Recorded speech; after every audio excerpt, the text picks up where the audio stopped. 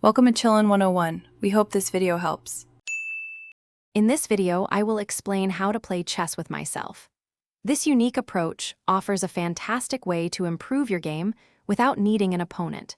You will learn to analyze positions from two distinct perspectives, fostering a deeper understanding of chess principles. It is an excellent exercise for developing your tactical vision and strategic planning, all at your own convenience. We will cover the essential steps to make your solo chess experience highly effective and enjoyable. The core of playing solo chess involves adopting the two minds approach. When it is white's turn, you are solely white, focusing on their best moves and plans. After white moves, you completely switch your mindset to become black, forgetting white's intentions and finding black's optimal response.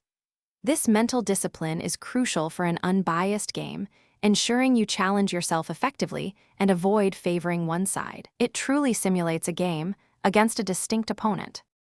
To maximize your learning, it is essential to record every move using algebraic notation. This creates a complete record of your game, allowing you to revisit and analyze it thoroughly.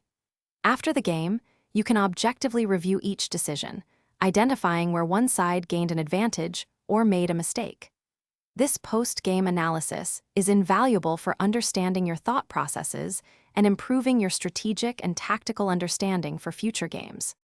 To further enhance your solo play, consider using chess engines or books to analyze your recorded games, gaining deeper insights. Set specific goals for each session, perhaps experimenting with a new opening or focusing on endgame technique. This targeted practice helps you develop particular skills. Consistent solo play, even for just 15 to 20 minutes daily, will significantly sharpen your tactical vision, strategic planning, and overall understanding of the game. Thanks for watching. Consider subscribing if we helped you.